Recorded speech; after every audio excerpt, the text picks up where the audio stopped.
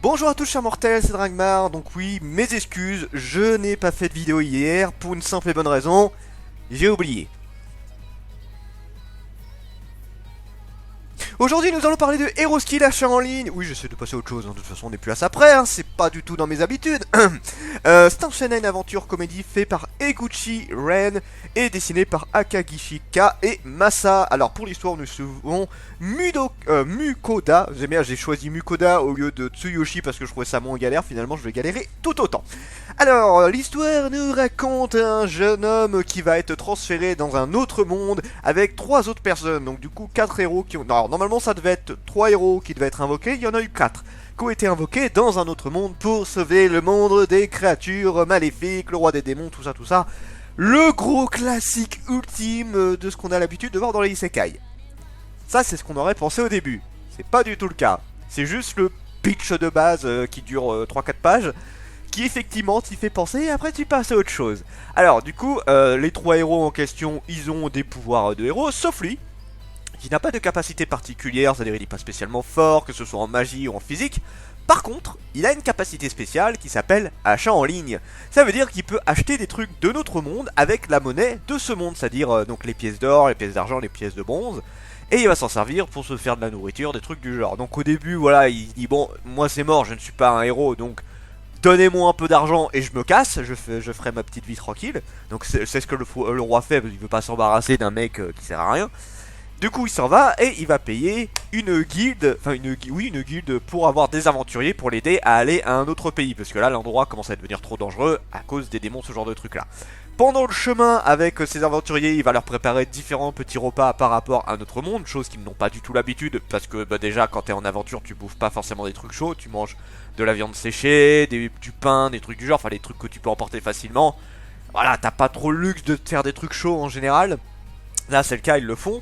Et en fait pendant cette aventure ils vont rencontrer Fenrir. Donc les Fenrir, la créature légendaire, une des créatures, en fait dans le manga il y en a plusieurs, mais voilà c'est quand même assez rare visiblement de ce qu'ils disent. Une des créatures, un loup légendaire, vous savez de la mythologie nordique, qui fait partie des créatures les plus puissantes dans cet univers là.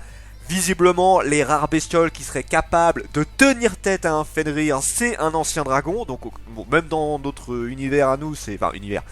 Même dans ce qu'on connaît, les dragons, c'est quand même le summum des bestioles les plus balèzes. Donc, pour qu'un dragon soit une des rares bestioles à tenir tête à un Fenrir, c'est quand même que la bestiole, elle est balèze. Hein. C'est être à niveau d'un dragon, c'est pas mal, hein, quand même. Donc, voilà, Fenrir qui arrive là et qui va se rendre compte qu'ils sont en train de faire un merveilleux repas. Chose qui l'intéresse fortement et qui lui fait... Toi, tu vas me donner ta bouffe. Donc ok, il lui donne sa bouffe. Putain, c'est super bon. Eh ben, je vais devenir ton familier. Si tu me nourris, je serai ton familier. Si tu ne me nourris pas, je te bute. C'est assez clair. Et en plus, il lui laisse pas vraiment le choix. Hein. Genre au début, le héros, Mukoda, il essaie de refuser gentiment.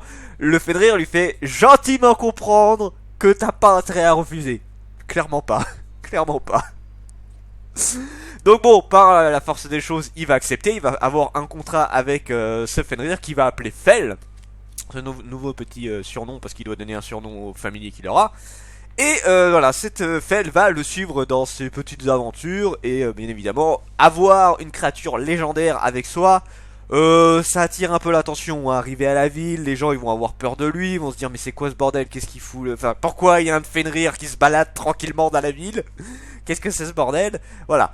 Globalement, c'est un petit peu l'histoire. Et encore, j'en ai beaucoup raconté, mais bon, j'ai raconté le basique, tu vois. Donc voilà, ça c'est pour l'histoire. Pour mon avis sur le manga, alors je vous avoue qu'on m'avait dit que c'était un petit peu random, pas exceptionnel, tout ça. Alors, même si c'est pas exceptionnel, j'ai plutôt bien aimé. J'ai plutôt bien apprécié le manga. Je me suis vraiment bien laissé entraîner par l'histoire. Et tu adhères, ah, franchement tu adhères super vite. Si je devais donner un manga qui s'y représente pas mal, c'est Gluto et Dragon qui ressemble beaucoup. Gluto et Dragon où c'était des gens qui allaient dans un donjon pour sauver une amie qui s'est fait bouffer par un dragon. Et en fait, ils vont rencontrer un nain, et le nain, il est spécialisé dans la cuisine de monstres, voilà. Et ça ressemble beaucoup à ça, c'est que voilà, on a un mec qui est plutôt doué pour la cuisine, qui se démerde plutôt bien, qui achète, avec les achats en ligne, il achète plusieurs trucs, genre des bouillons, les différents ustensiles qu'il a besoin, et avec la viande ou les trucs qu'il trouve dans ce monde-là, il va créer des repas.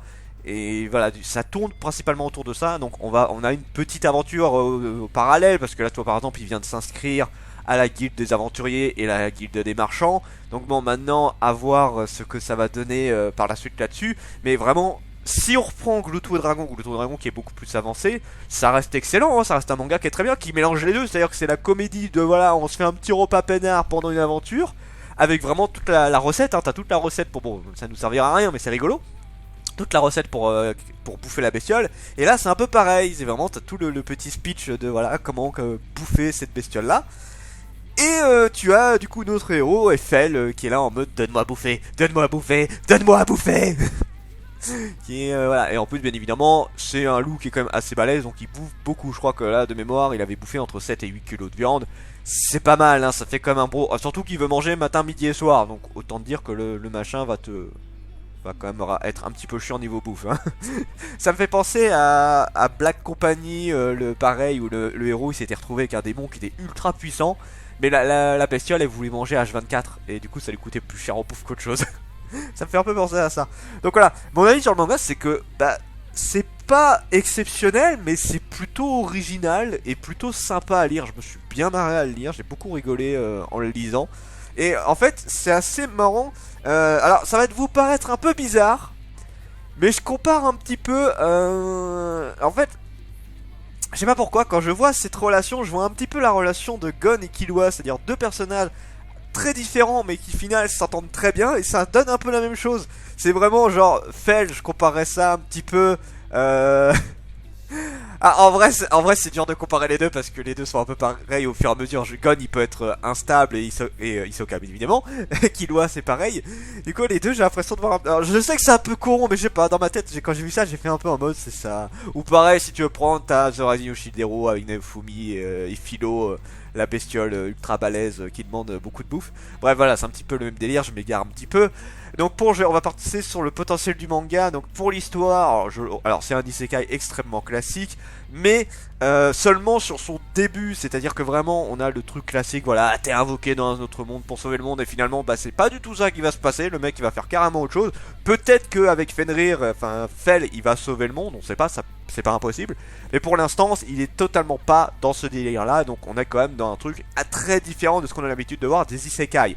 Et c'est plutôt cool ce côté là, ça change de ce qu'on a l'habitude de voir, et même si c'est un peu con le côté achat en ligne, bah je trouve ça marrant.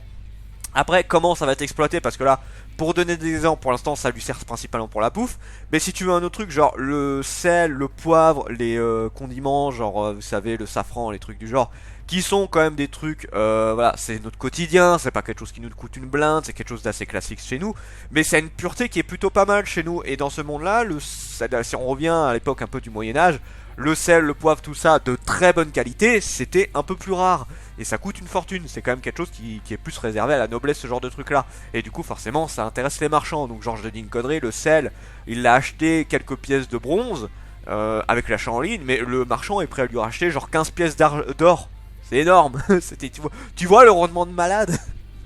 Donc bon, je suppose qu'il va y avoir un truc par rapport à tout ça. Mais c'est sympa, c'est vraiment très sympa sur l'histoire. Alors les dessins, bon les dessins sont... Alors c'est entre deux, c'est que les dessins sont pas faramineux. On a des quelque chose. En fait, je trouve que c'est Fel qui est le mieux fait. C'est Fel qui est le mieux fait en termes de dessin. Il y a au niveau des personnages, tout ça, c'est pas trop mauvais. Hein. Bah, c'est non, j'allais dire Gouton Dragon, mais Gouton Dragon, je le trouve beaucoup mieux fait au niveau dessin.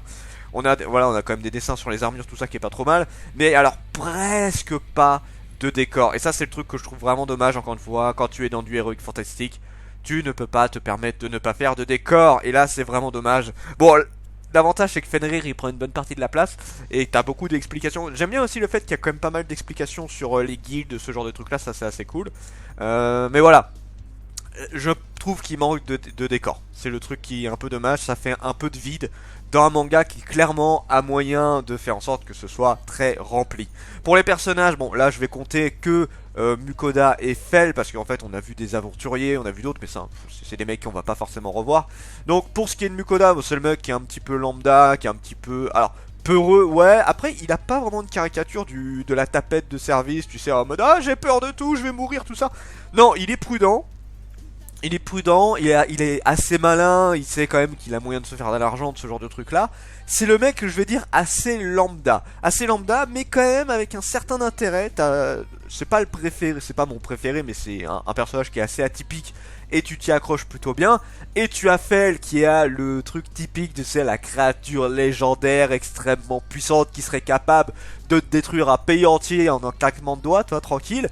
Mais qui, en fait, tu t'en rends compte au fur et à mesure, est de plus en plus dépendant de Mukoda, et limite se fait, plus on avance, plus Mukoda a une emprise sur lui.